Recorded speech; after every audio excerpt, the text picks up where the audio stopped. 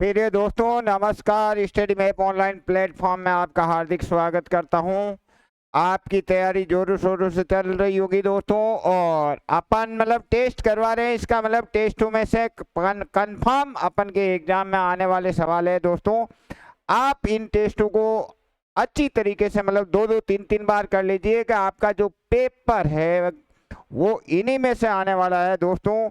ग्राम विकास अधिकारी के जो भी प्रश्न पूछे जाएंगे, हर प्रकार की प्रत्येक प्रश्नावली में से प्रश्न पूछे जा रहे हैं दोस्तों। इसके लिए आप बने रहिए और क्लास को शुरू से एंड तक देखना। ऐसा नहीं हो कि आप सिलेक्शन से वंचित रह जाओ दोस्तों के। आप जितना टेस्ट दोगे उतना ही आपका इम्प्रूव होगा और उतने ही सवाल सही होने वाले हैं। तो दोस्तों यहाँ पर पहला सवाल देखोगे आपके इस प्रकार से है कि दोस्तों पहला सवाल दे रखा है कि व्यंजक दे रखा आपको। देखोगे व्यंजक क्या दिया हुआ है, x² - 7x + 12 के गुणनखंड है। तो मैंने आपको गुणनखंड के लिए आपको क्या करना है कि इनका गुणा है 12। कितना है? 12 में आप भाग देना दोस्तों। 1 के पहाड़े में 12 आते हैं, बिल्कुल आते हैं। 2 के पहाड़े में 12 आते हैं, बिल्कुल आते हैं। 3 के पहाड़े में 12 आते हैं, बिल्कुल आते हैं। 3 चौक 12। 6 के पहाड़े में 12 आते हैं, बिल्कुल आते हैं। अब दोस्तों 2 के पहाड़े में 6 बार आए थे, गलत लिख दिया था। 2 में कितनी बार आए थे? 6। इसको लिखने की आवश्यकता नहीं है। अब दोस्तों यहाँ पर 7 दे रखे, जोड़ने पर क्या है कि -7 है, तो ये टुकड़े क्या हो जाएंगे हमारे पास? टुकड़े हो जाएंगे -3 और -4। कितना हो जाएंगे? -4। तो उत्तर क्या हुआ? x - 3 और x - 4 हमारा उत्तर आ जाएगा दोस्तों। यहाँ पर गुणा करने पर 12 आ जाते हैं, तो 12 क्या आ रहे? 4 3 12 आ रहे, लेकिन 3 और 4 प्लस के साथ होते हैं। 4 और 3 कितने हुए? 12। और इनको जोड़ा तो जोड़ने पर कितने आ गए? माइनस के साथ। तो हमारा उत्तर है वो कौन सा है? 3 नंबर हमारा उत्तर है, आ गया। अगले सवाल के लिए, 3 वर्ष पूर्व एबीसी की आयु का औसत 27 वर्ष था। 3 वर्ष पूर्व आयु का औसत 27 वर्ष था। बीओसी की वर्तमान आयु, तो बेटा अपन क्या करेंगे? एबीसी की वर्तमान आयु निकाल लेते हैं। एबीसी की वर्तमान आयु, वर्तमान आयु, आयु कितनी हो गई दोस्तों? 3 × 30, तो ये हो गए 90। अब 30 कहाँ से आए? 3 वर्ष पूर्व 27 था, तो वर्तमान में कितना हो जाएगा दोस्तों? 3 वर्ष पूर्व 27, तो वर्तमान में 30 हो जाएगा दोस्तों। तो यहाँ पर 3 जने का कितना हो गया? 90 हो गया। अब दोस्तों के बी और सी की आयु, बी और सी की आयु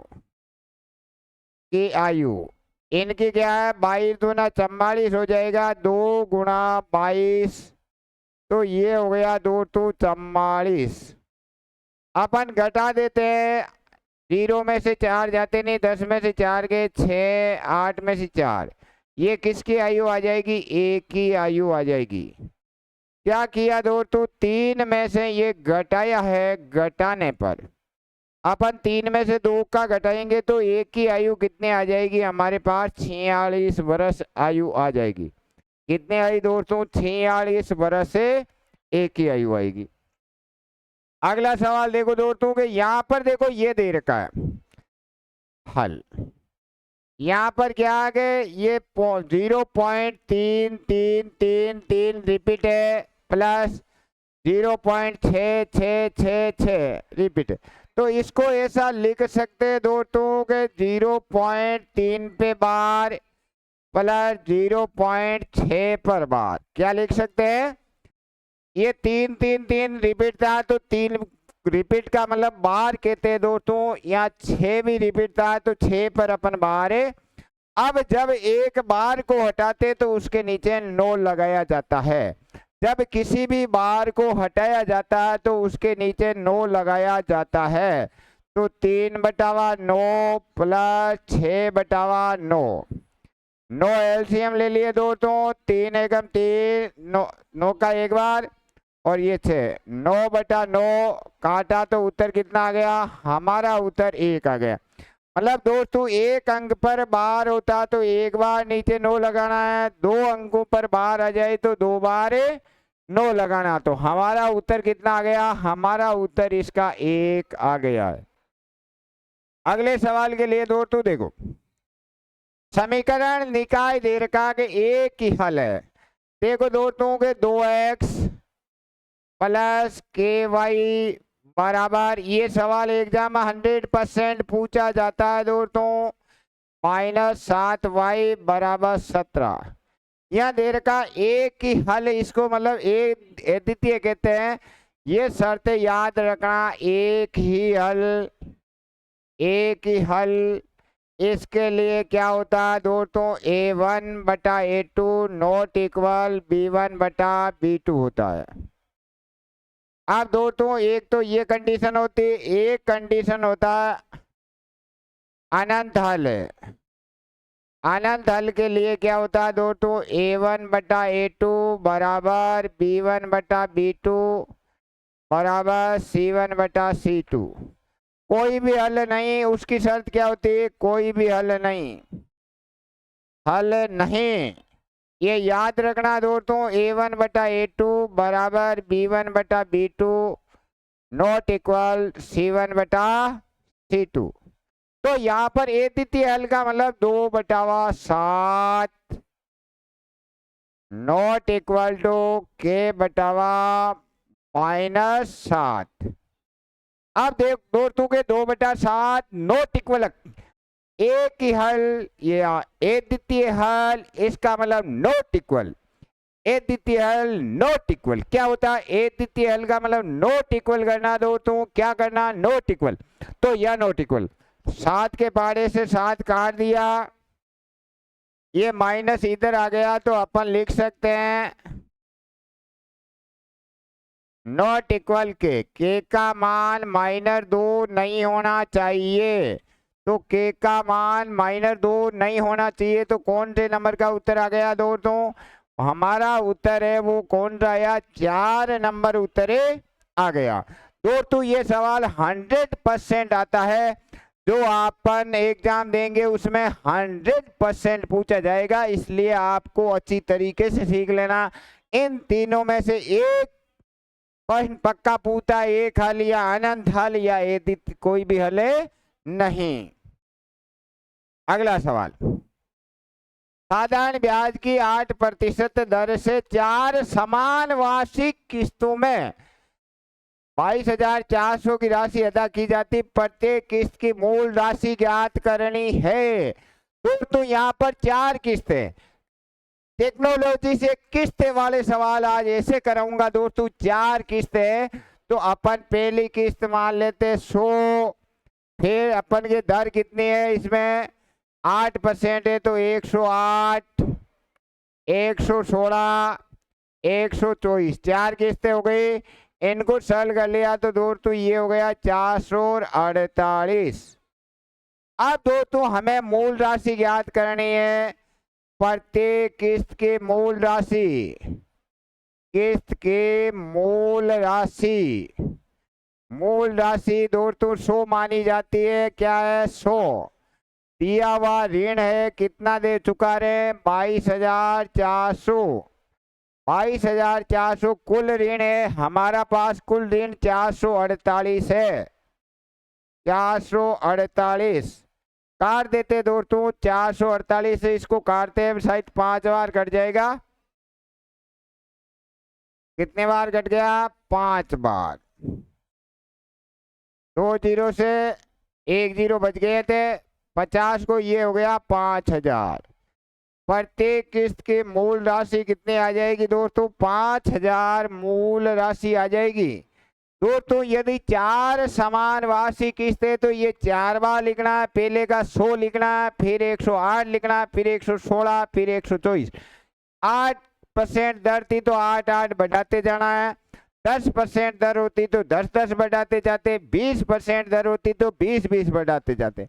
दोस्तों टेस्ट क्या दे रहे हो? आपकी ऐसी तैयारी करवा दूंगा कि आपके एक भी सवाल गलत नहीं होने दूंगा। अगला सवाल, 10% साधारण ब्याज की वार्षिक दर से 3 समान वार्षिक किस्तों से 6,600 रुपए अदा की जाती है। अब की बार 3 किस्तें हैं दोस्तों। पहली किस्त 100 लिखेंगे, फिर 110 लिखेंगे, फिर 120, तो ये हो गया हमारा 330। प्रत्येक किस्त की मूल राशि, प्रत्येक किस्त की मूल राशि, मूल राशि, अब दोस्तों मूल राशि के लिए 100 ऊपर आ गया, दिया हुआ 6,700 रुपए। अब 6,700 कुल है, तो कुल कितना आ गया 330। काट देते दोस्तों, 0 से 0, 33 से काटा 2 बार, 2 को गुणा कर दिया 20 से, तो प्रत्येक किस्त की मूल राशि आ गई 2,000 रुपए। मूल राशि कितनी आई दोस्तों, 2,000 रुपए। हमारे 3 नंबर उत्तर इसका हो जाएगा। अगला सवाल, आगे देखो, यदि रेखाएं संख्याएं दे रखी है 24, बढ़ते हुए क्रम में लिखा गया। देखो दोस्तों, बढ़ते हुए क्रम में, ये आरोही क्रम है, आरोही क्रम। आरोही क्रम में कौन कौन है, 24 है, फिर 34 है, 46 है, 48 है, 2x + 1 है, 4x + 3 है, 105 है, 110 है, 114 है, 123 है। और इनको क्या लिखा गया है कि माध्यिका दे रखी, माध्यिका बीच में होती है, इनकी माध्यिका दी हुई है, माध्यिका बीच में होती है, तो एक इधर से काटा, इधर से काटा, एक इधर से काटा, एक इधर से काटा, एक इधर से काटा, एक इधर से काटा, एक इधर से काटा, एक इधर से। माध्यिका, माध्यिका कैसे निकालेंगे, 2x + 1 + 4x + 3 बटावा 2 बराबर कितनी दे रखी है, 77 दे रखी है। दोस्तों माध्यिका बीच वाले 2 पद बच गए, तो उनको जोड़ के आधा कर देते हैं, तो माध्यिका आ जाती। माध्यिका का मतलब मध्य। अब दोस्तों इनको और इनको जोड़ा, 4 2 6x + 3 को और 1 को जोड़ा, तो 4 बराबर 77 गुणा 2, वजन गुणा कर लिया। अब दोस्तों 6x बराबर 7 दूनी 14, 14 और 1 15 -4, x बराबर 150 बटावा गुणा वाली संख्या भाग में 6 दूनी 12, 3 बज गए, 6 पंजे 30।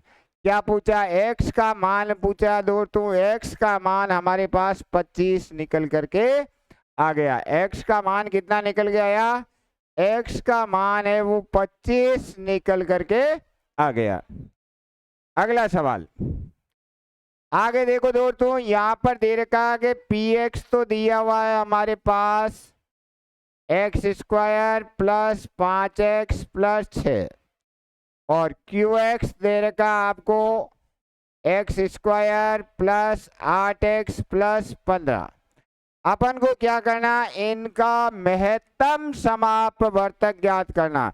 तो दोस्तों इनके गुणनखंड कर लेते, 6 के टुकड़े कर लिए हमने, क्या किए 3 गुणा 2, तो गुणनखंड क्या हुआ है, x + 3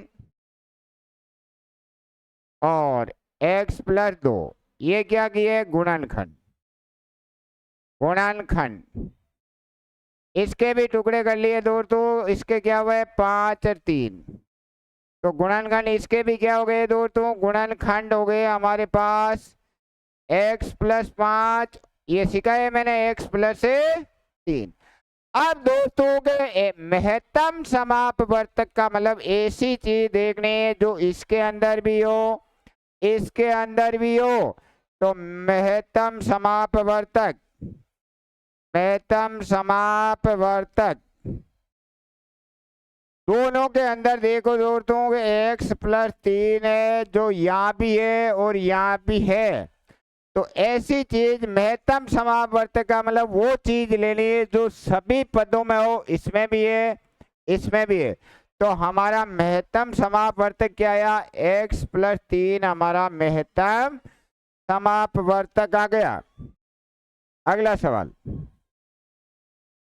यदि 2024 में फरवरी 2024 में फरवरी के प्रथम 24 दिनों का औसत दे रखा है, तो प्रथम 24 का औसत कुल 24 का कुल दोस्तों इसका कुल निकालेंगे तो 24 गुणा 400 9,700 शेष दिन का खर्च का औसत अपन को 24 का दे रखा है, तो शेष दिन के खर्च का औसत कितना होगा? यदि संपूर्ण माह के खर्च का औसत, संपूर्ण मतलब 29 का कुल, 29 का कुल हो जाएगा 29 गुणा 405, 29 पंजे 145 के 5 हासिल के 14 4 हासिल के 1 29 चौके 116 116 एक 117। अब दोस्तों के अपन क्या करते हैं, 29 में से 24 घटा देते तो शेष 5 का कुल, शेष 5 का निकालेंगे तो 5 में से 0 गए 5, 4 में से 0 गए 4, 7 में से 6 गए 1, 11 में से 2। अब शेष का क्या निकालना? शेष का औसत निकालना। शेष का औसत, औसत कैसे निकालेंगे दोस्तों? औसत के लिए अपन क्या करते हैं, 2145 के अंदर 5 का भाग दे देते हैं, 5 चौक 20, 1 बज गए 14, 5 दूनी 10, 4 बज गए 45, 9 पंजे 45। शेष का औसत है वो 429 प्राप्त होगा। दोस्तों के 24 का निकाल लिया, फरवरी 29 दिन की होती तो 29 का कुल निकाल लिया, 29 में से 24 घटाए तो 5 का आ जाएगा, फिर 5 का भाग देंगे तो शेष का हमारे पास औसत 429 आ जाएगा। अगला सवाल, किसी वस्तु को 1170 रुपए में बेचने पर प्राप्त होने वाली हानि प्रतिशत इस वस्तु को 2130 रुपए में बेचने पर लाभ प्रतिशत के बराबर। अब दोस्तों यहाँ देखो, हानि प्रतिशत बराबर दे रखा लाभ प्रतिशत, तब क्रय मूल्य का सूत्र, क्रय मूल्य का सूत्र होता है दोस्तों प्रथम विक्रय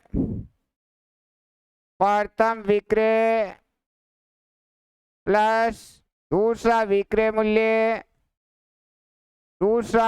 मूल्य बटा 2। दोस्तों के कई बार मैंने करवा दिया। पहला विक्रय कितना है? पहला विक्रय 1170, दूसरा विक्रय 2130 बटा 2, ये हो गए 3300 बटा 2, 1650। कितना आ गया दोस्तों? 1650 रुपए उस वस्तु का क्रय मूल्य था। दोस्तों के जब लाभ प्रतिशत और हानि प्रतिशत बराबर आ जाता है, उस कंडीशन में क्रय मूल्य के लिए दोनों विक्रय मूल्य को जोड़ के आधा कर देना है। दोस्तों जब लाभ प्रतिशत और हानि प्रतिशत बराबर आ जाता है, उस कंडीशन में क्रय मूल्य कैसे निकालते हैं? पहला विक्रय मूल्य प्लस दूसरा विक्रय मूल्य बटा 2, पहला विक्रय मूल्य प्लस दूसरा विक्रय मूल्य बटा 2 करते ही आपका क्रय मूल्य मिल जाता है। अगले सवाल के लिए दोस्तों देखो कि किसी पेन को 340 रुपए में बेचने पर 15% हानि होती है। हानि कितनी? दोस्तों के हानि 15% होती तो हानि कितनी हुई? हानि 15 की हुई। हानि कितनी हुई? हानि 15 की हुई। तो हानि ज्ञात करनी, तो जो ज्ञात करना वो ऊपर आ गया, दिया हुआ ऊपर आ जाता है। अब दोस्तों 15% हानि का अर्थ होता है 85। इसका अर्थ क्या होता है? इसका अर्थ होता है दोस्तों, अर्थ होता है 85। 85 को यहाँ लिख देते हैं। 5 के पहाड़े से काट दिया 3 बार, 5 से काटा 17 बार, 17 दूना 34, 0। 3 गुणा 20, 20 को 3 से गुणा किया तो 60 रुपए हानि आ जाएगी। हानि कितनी आई दोस्तों? 60 रुपए हानि आ जाएगी। अगला सवाल आगे देखो दोस्तों कि ए की आयु बी की 4 गुना है। ए की आयु बी की 4 गुना, बी की आयु ए से कितने प्रतिशत कम है? ए की आयु बी की आयु की 4 गुना है। ए की आयु बी की आयु की 4 गुना है। बिल्कुल सही है, बी ए की आयु बी की आयु की 4 गुना है। अब पूछा है कि कितने प्रतिशत कम है? कम है प्रतिशत पूछा है। 4 पर कितना कम है दोस्तों? 4 पर 3 कम है। 4 पर कितना कम है? 4 पर 3 कम है। प्रतिशत का मतलब 100 पर निकाल लेते हैं दोस्तों। 4 के पहाड़े से काटा 25 बार, 25 को 3 से गुणा किया तो 75% कम है। कितना आया दोस्तों? 75% कम है। अगला सवाल आगे देखो कि राम ने 10%, 18% साधारण ब्याज की दर से 2 व्यक्ति को धन उधार दिया। मतलब राम है जो एक को 10% दर पे दे रहा, दूसरे को 18% दर पे ब्याज दे रहा है। 2 वर्ष के बाद उसे 13% दर पर साधारण ब्याज मिलता है उधार दिए गए धन का। तो दोस्तों यहाँ पर मतलब पहला व्यक्ति है, ये दूसरा व्यक्ति है। एक को तो दे रहा 10% और दूसरे को दे रहा 18%। और राम यहाँ पर आ गया, राम को ब्याज है वो 13% से मिल रहा है। राम को ब्याज कितने % से मिल रहा है? 13%। राम 2 आदमी को धन देता तो एक इसको दिया, एक इसको दिया। कुछ ब्याज ये ला के दिया, कुछ ब्याज ये ला के दिया, तो राम को 13% ब्याज मिलता है। अब दोस्तों तिरछी बाकी कर लेते हैं। तिरछी बाकी, तिरछी बाकी करेंगे तो इनका अंतर हो गया 5 का, इनका अंतर हो गया 3 का। उधार दिए गए धन का अनुपात पूछा है 5:3। उधार दिए गए धन का अनुपात क्या आया दोस्तों? 5:3 से धन उधार दिया गया था। अगले सवाल के लिए दोस्तों, एक पिता ने कर्म से 19 वर्ष 18 वर्ष की आयु के अपने पुत्रों के लिए 2 सावधि जमाओं में 16,400 रुपए को इस प्रकार बांटा गया है कि 20 साल की आयु होने पर उन्हें समान धनराशि मिले। यदि चक्रवर्ती ब्याज की दर 5% वार्षिक हो तो छोटे पुत्र के लिए कितनी धनराशि? अब दोस्तों यहाँ पर एक पुत्र, तो पहला पुत्र ये छोटा और ये पुत्र है बड़ा। छोटे के खाते में ए जमा कराए, बड़े के खाते में बी रुपए जमा कराए। छोटे पुत्र के खाते में ए रुपए जमा करा दिए, बड़े खाते में बी रुपए। अब दोस्तों ये 20 साल के करना है। कितने साल के करना है? 20 साल का करना है। तो छोटे वाला 18 साल का है, तो छोटे वाले को तो 2 बार लिखेंगे। कितना लिखेंगे? 105/100। कितने बार लिखेंगे? 2 बार। और यहाँ लिखेंगे 105/100। कितनी बार लिखेंगे? 1 बार। ये 2 बार यह क्यों लिखा? क्योंकि दोस्तों एक छोटा वाला 18 साल का होता है तो वो 20 साल का होने के लिए 2 साल चाहिए। बड़ा वाला 19 साल का 20 साल के लिए 1 चाहिए। और उनको ये क्या है कि मिश्रधन समान है। एक बार का अपन काट देते हैं दोस्तों। यहाँ पर क्या हो गया? 105 ए बराबर 100 बी। ए अनुपात बी निकाल लेते हैं। ए को छुपाया 100, बी वाले को छुपाया तो 105। छोटे वाले के खाते में ए रुपए थे तो जमा, छोटे पुत्र के खाते में जमा, तो ए के जमा। ए वाला ज्ञात करना तो ऊपर 100 आ गया दोस्तों, दिया हुआ 22,000, कितना? 16,400। 16,400 कुल धन है। 16,400 क्या है दोस्तों? कुल धन। तो कुल धन कितना हो गया 205। इनको काटा 8 बार कट जाएगा दोस्तों, 0 के 0। ये आ गया हमारे 8,000 रुपये छोटे के खाते में जमा करवाए जाएंगे। छोटे वाले के खाते में 8,000 रुपये जमा होंगे। अगला सवाल, P Q की 3 गुणी समता से कार्य करता। दोस्तों यहाँ पर एक तो P है, एक Q है, समता लिखी हुई है, समता। P Q के 3 गुणी समता से कार्य करता है। इसका मतलब होता है दोस्तों, P आदमी स्वस्थ है, Q आदमी मरीज है। ये आदमी स्वस्थ हुआ और ये आदमी मरीज होगा। P की क्षमता Q की 3 गुना है। अब दोस्तों Q कार्य को 15 दिन में कर सकता है। ये क्षमता है। दिन क्या होता है, उल्टे होते हैं, तो दिन निकालने के लिए ये x आ जाएगा, ये 3x दिया है। क्या दे रखा है कि Q कार्य को 15 दिन में करता है। Q कार्य करता है 3x बराबर 15, तो x का मान आ गया 15/3, तो x आ गया 5। क्या पूछा है, P कितने दिन में करेगा, तो P है वो 5 दिन में काम है करेगा। P कितने दिन में करेगा, P मतलब x का मान निकालना, तो P 5 दिन में कार्य कर देगा। अगला सवाल दोस्तों, R रुपए को A/C में बांटना है। दोनों के मूल्य का अंतर कितना होगा, मतलब A/B में बांटना है।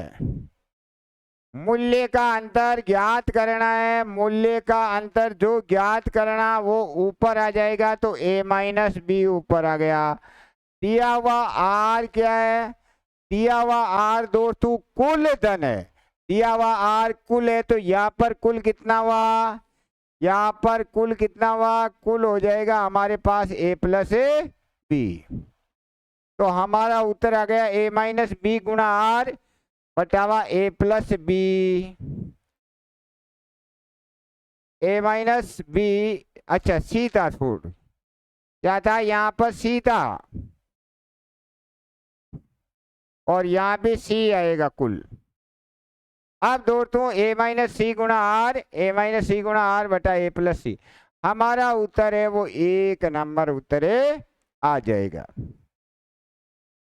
अगला सवाल, गोले की त्रिज्या में 10% कमी करने पर उसका क्षेत्रफल कितने प्रतिशत कम होगा। क्षेत्रफल के लिए आंकड़े 2 बार लिखे जाते हैं। क्षेत्रफल के लिए आंकड़े 2 बार लिखे जाते हैं।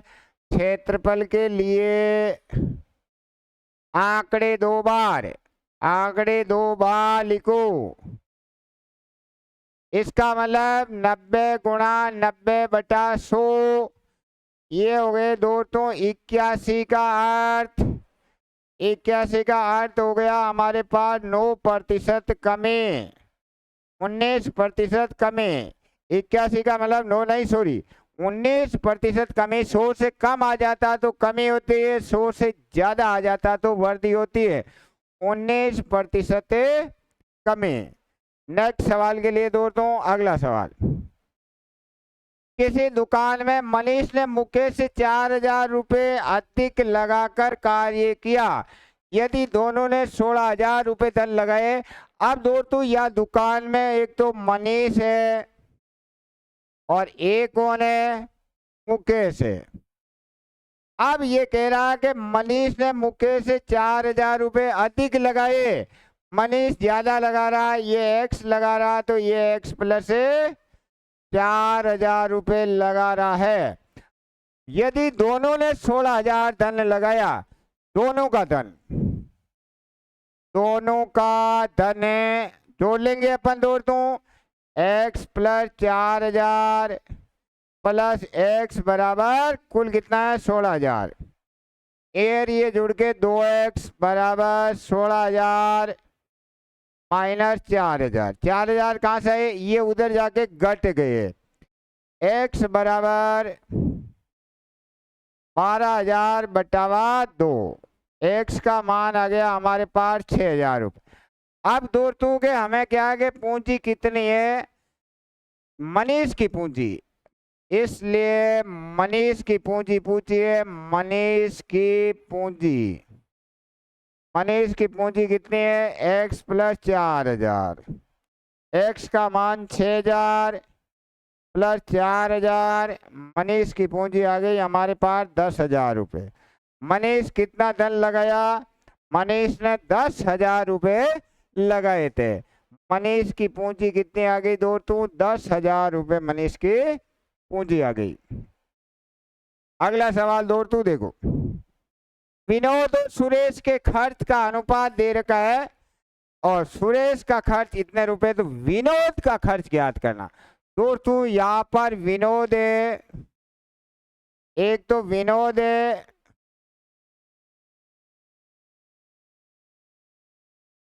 विनोद और एक है सुरेश।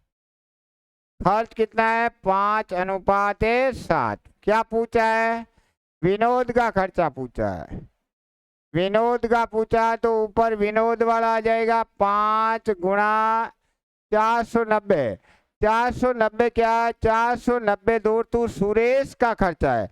ये सुरेश का खर्चा तो नीचे सुरेश वाला अनुपात आ जाएगा। 7 से घटा 7 7 49 0, 5 गुणा 70, 7 पंजे 35, कितना आ गया, 350 रुपये आ गया हमारे पास। 350 ये रहा। अगले सवाल के लिए दोस्तों, नेक्स्ट सवाल, दो ट्रेनें जिनकी लंबाइयां क्रमशः से 120 मीटर और 180 मीटर एक दूसरे के विपरीत दिशा में 50 किलोमीटर प्रति घंटा 40 किलोमीटर प्रति घंटा से चल रही है, कितने समय में एक दूसरे को पार करेगी। तो दूरी क्या हुई दोस्तों, दूरी आ गई हमारे पास 120 प्लस 180 बराबर 300 मीटर। अब सापेक्ष चाल,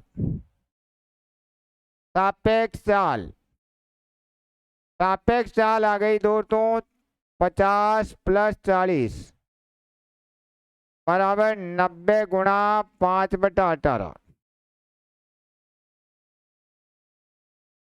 25 मीटर प्रति सेकंड। ये क्यों आई थी, गति विपरीत दिशा में, गति विपरीत दिशा में है दोस्तों। जब विपरीत दिशा में है तो इसलिए जब गति विपरीत दिशा में आ जाए तो चालों का योग सापेक्ष चाल कहलाता है। ये विपरीत दिशा में दोनों रेलगाड़ियां जा रही है तो दोनों इनको और इनको जोड़ेंगे 50 को 40 को जब सापेक्ष चाल आएगी। और 5/18 क्यों किया कि ये किलोमीटर प्रति घंटे में था, छोटा बनाना पड़ा। अब दोस्तों समय निकालना है, समय का सूत्र क्या होता है, समय बराबर दूरी बटावा सापेक्ष चाल, सापेक्ष चाल। दोस्तों दूरी तो आ गई 300 और सापेक्ष चाल आई 25, 25 एकम 25, 5 बज गए, 25 दूना 50, 12 सेकंड। तो कितने समय आ जाएगा, 12 सेकंड में वो दोनों रेलगाड़ियां एक दूसरे को पार कर लेगी। दोस्तों इसी प्रकार से आपके जो टेस्ट है वो इस प्रकार से करेंगे। आप विश्वास से कहता हूं कि एक भी सवाल बाहर नहीं जाने वाला। आप प्रत्येक टेस्ट को इसी प्रकार से कीजिए। आपके एडवांस गणित जो लघुत्तम समावर्तक, महत्तम समावर्तक, बीजीय व्यंजकता वो भी आ गया था, किस्तों में भुगतान वो भी आ गया था, दो चरों वाले रैखिक समीकरण आ गए, माध्य माध्यिका कंप्लीट करवा रहा हूं दोस्तों। और इसी प्रकार आप टेस्ट देते रहिए। जय भारत, जय हिंद।